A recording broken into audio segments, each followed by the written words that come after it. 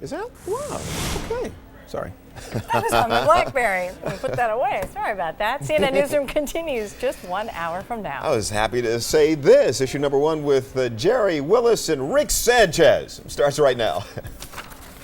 No, they still have not come up with an energy bill on Capitol Hill. What's the hurry, right? We'll tell you. President Bush talks clean coal. Oxymoron. One oil company makes more money in the past 3 months than any corporation ever in the history of the United States. And we're going to tell you who you say is to blame for America's fuel crisis. Issue number one, your economy. Issue number one starts right now.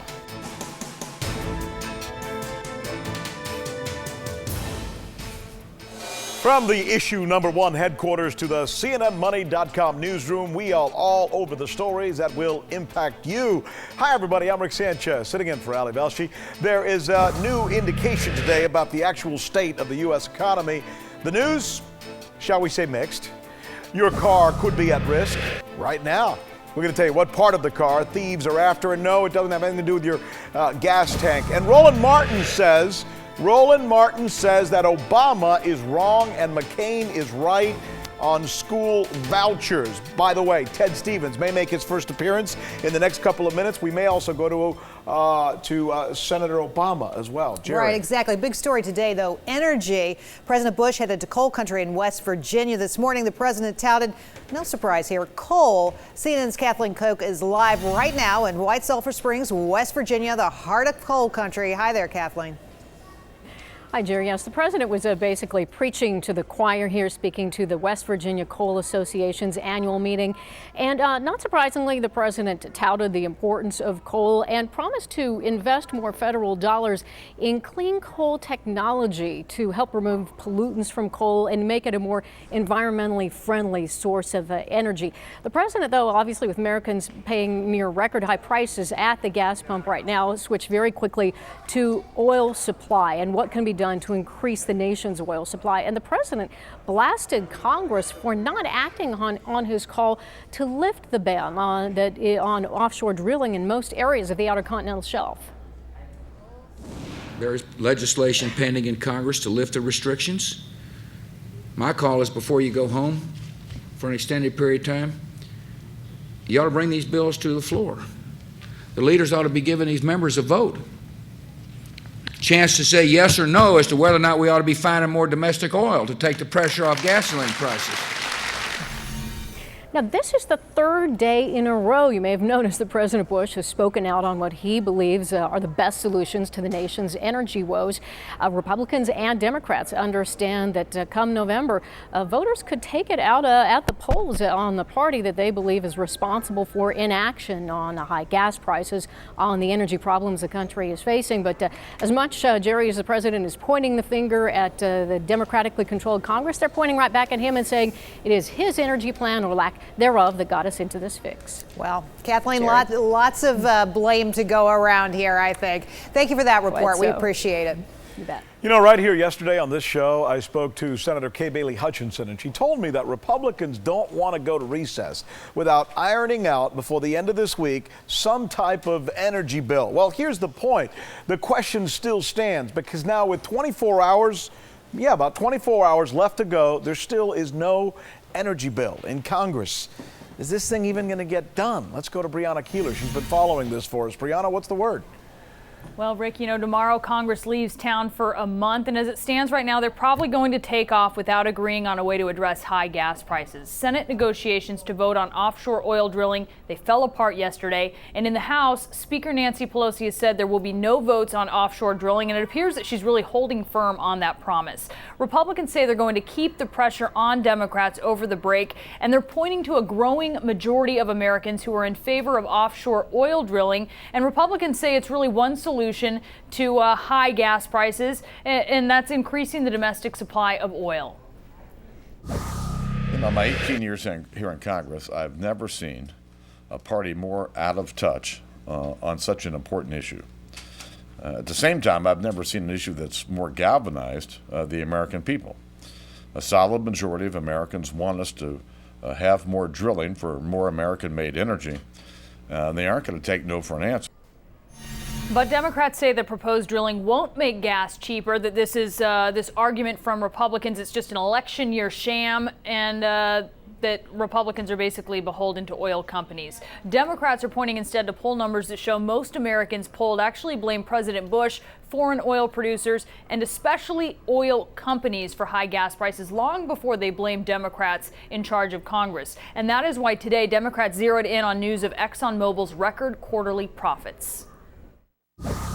We are shocked about how the oil companies are spending those profits. They tell us they want to do more domestic production. They tell us they need to drill offshore. They tell us that they can find oil on the mainland. And what do they do with their profits? They buy back their stock simply to increase their share price. So the back and forth continues with no legislation to show for it and no plan to stay through the break. Rick? Yeah, I talked to Senator Kay Bailey Hutchinson. I talked to Senator Ben Nelson this in the last couple of days. And I told him, I said, look, guys, you're not going to look really good in the eyes of the American people if you don't hammer out at least some kind of deal. People are angry about having to go put $4 in their tanks every time they try and get gas. Do you sense that they know that? Have they tried to come up with a way of staying and ironing this out, even if it means cutting into their recess/vacation? Well, I should tell you there's been some discussion of that, but there's really no plan to do it. Actually, yesterday there was a vote. It's normally just a normal vote. Do we adjourn to go on recess? And Republicans really turned it into a question of do we adjourn to go on recess without finding a solution or proposing a solution here. So they had this vote, and Republicans and 17 Democrats in the House said, no, let's not go on recess tomorrow, Friday. And they lost that, Rick, by just one vote. It was very close. I guess it's all about priorities. Thanks so much, Brianna Keeler, for that report. Jerry, over to you.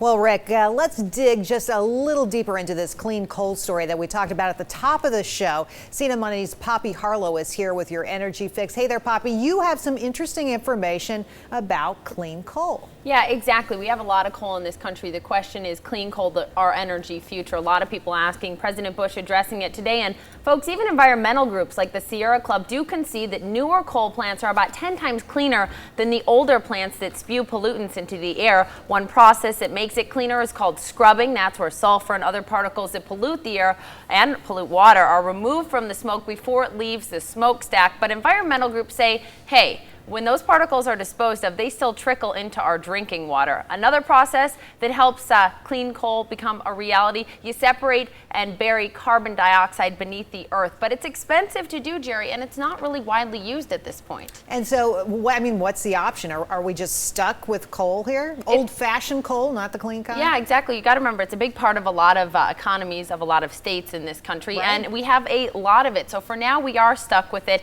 Coal provides more than half of our electricity.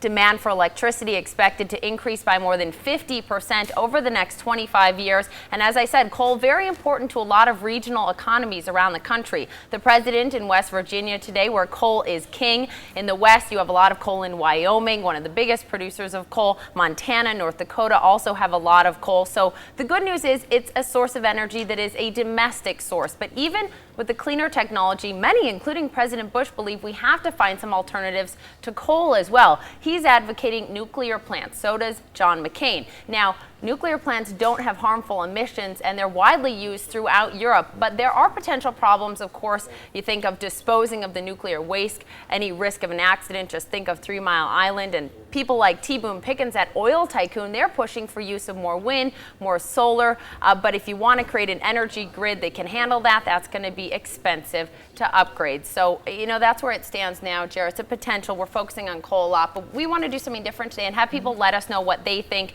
Log on to iReport/EnergyFix and let us know what you think. Send us your videos, your pictures, your thoughts on energy. In the meantime, prices just keep going higher. Coal prices double over the last year. Big change there. So I'm sure you'll keep an eye on it for us. Thank you, Poppy Harlow. Sure.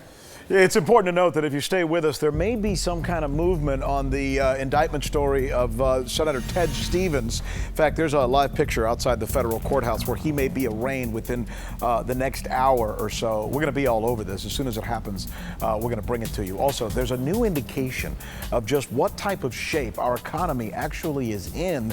And there's one oil company making more money in the past 3 months than anybody in the history of the United States ever. And Wall Street investors are saying, that's it? That's all you made? Are you kidding me? How do you put those two together? We're going to try and do that for you. Also, a town where all you'll see on the road is golf carts. We're all over. Issue number 1. Stay with us. We'll be right back.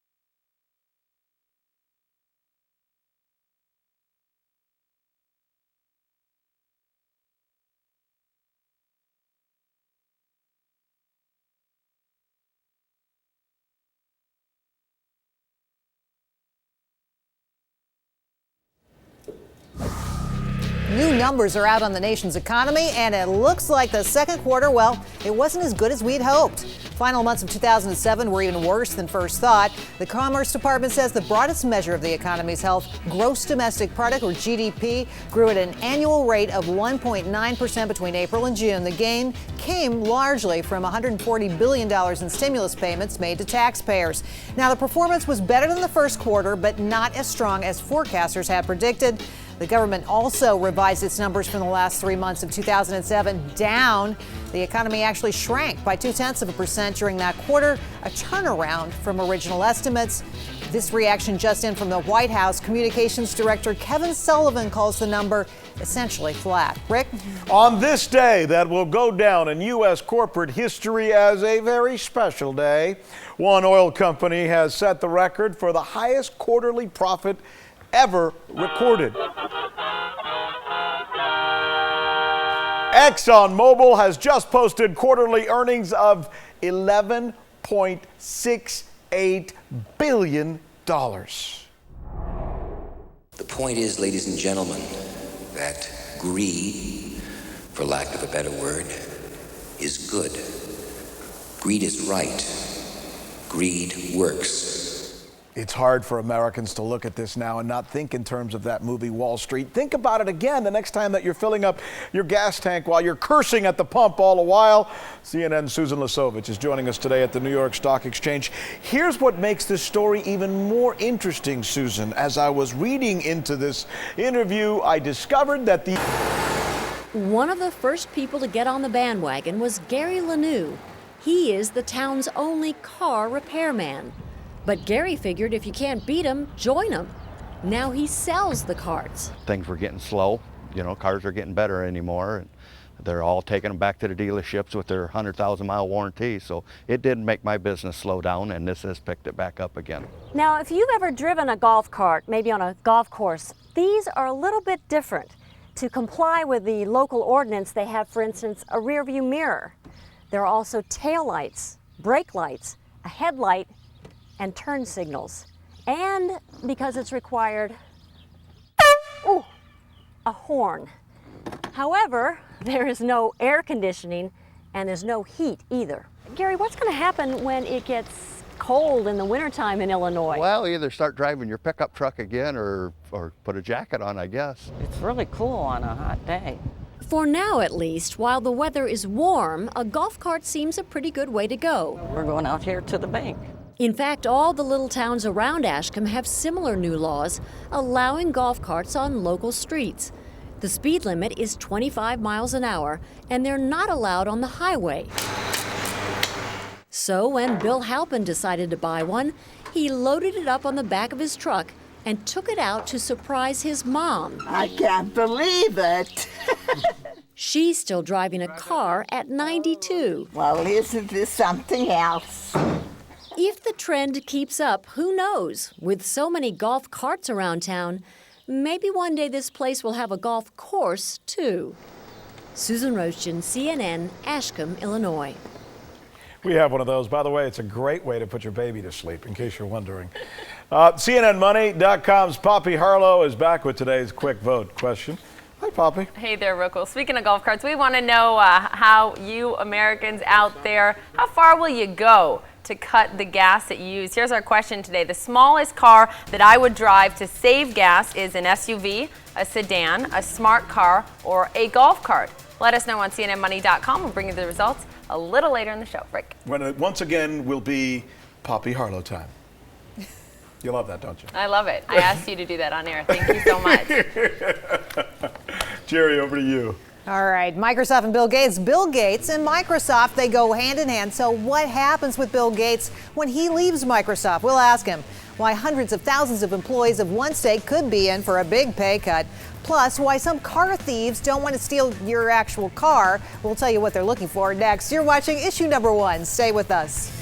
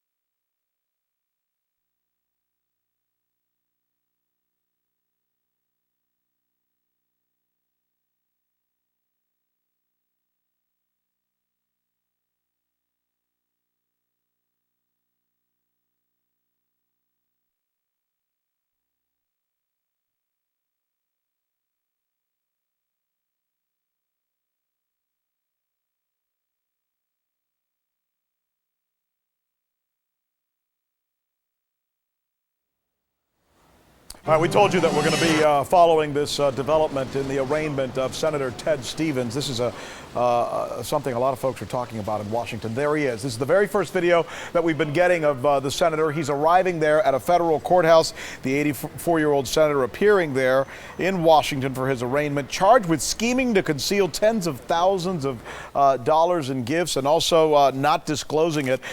We expect that this thing is going to get started sometime around 1 p.m. That would be what? A little more than a half hour from now. Kelly Arena from our Justice correspondent is going to be inside the courtroom. They were going to let you see that video once again. That's Senator Ted Stevens arriving at a federal courthouse. And as soon as it happens, we'll take you there live. Kelly Arena standing by inside to bring us details. Jerry, over to you. Thanks, Rick. Bill Gates may have just retired from Microsoft, but he isn't slowing down, adding another skill set to his repertoire. He just wrote the cover story in the brand new issue of Time magazine. Our own Valley Velshi sits down with the now former Microsoft chief. Good to talk to you again. Thank you for joining us today. An interesting article that you've written for Time. And you start off with a reference to Bono, about how when you sort of first encountered him, you thought maybe he's a little nuts, and yet now he's an example of what you're calling creative capitalism. Tell us a bit about that story. Well, Bono came up with the idea of this Red Project, where you'd have products that were branded, cool products, and knowing that those products are contributing to buying life-saving medicine. And I was very impressed that people at important companies were interested in participating in that. And I think it's part of the overall idea that companies view their mission as helping not just their richest customers, but also being agents of change to help those most in need. So creative capitalism is not about getting rid of capitalism. It's about saying stretch for the poorest, go out of your way, do way more than you might think of otherwise for those. And it will reward you in the long run in terms of broader markets and hiring the best people and a great reputation. The companies that say that investing in medication for diseases, poor diseases, isn't very profitable. How do you bring it back and say that that pays for them? That's an opportunity cost for them, but there'll be a benefit to them reputationally as those breakthroughs are made. In fact, a report card's come out recently that looks at all the drug companies and the research they do, the drugs they give away, and has this ranking. So that's the first industry that an executive can sit and look, okay, what would we get credit for? How do we rank? And I think over the years, because of that, they'll all try and improve. Let's talk a little about a crisis that we're all facing right now, and you've mentioned a lot of them, but one of them that seems to be facing people immediately is this energy crisis. How do you see creative capitalism being applied to this energy crisis that we're in?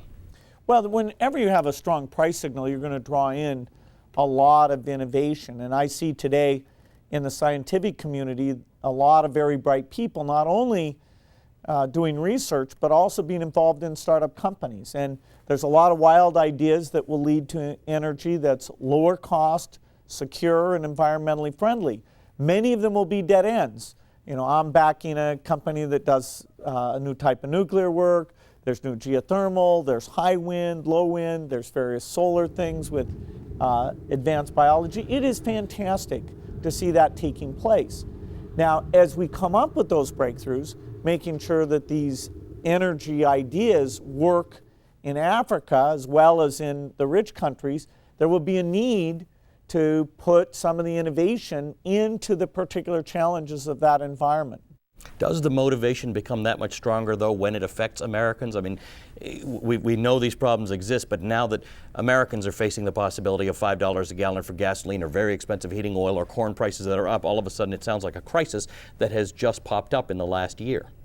Well, Americans are humans, and the need to help the poorest really does require you to look outside your national borders and say that a child dying is no less important when it takes place in another location. And when energy prices are high, what that means for us is maybe taking a shorter trip. What it means in these countries is buying less fertilizer and having less food, where you're literally on the edge of starvation.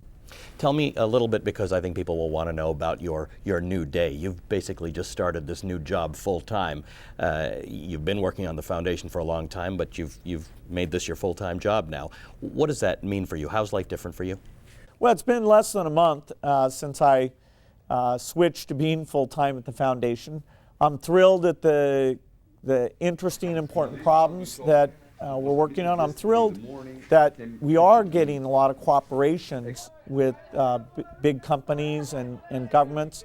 I'm very optimistic that we'll come up with a breakthrough. So, I love this job just like I loved my previous full-time work, and I think I'm adopting even faster than I expected. A showdown in California that could leave a lot of people without a job. We'll tell you why. And a whole new breed of car thieves. You won't believe what they're after now. A hint here, it's hidden deep inside your engine, and it's not gas and it's not oil. You're watching issue number 1, The Economy, right here on CNN.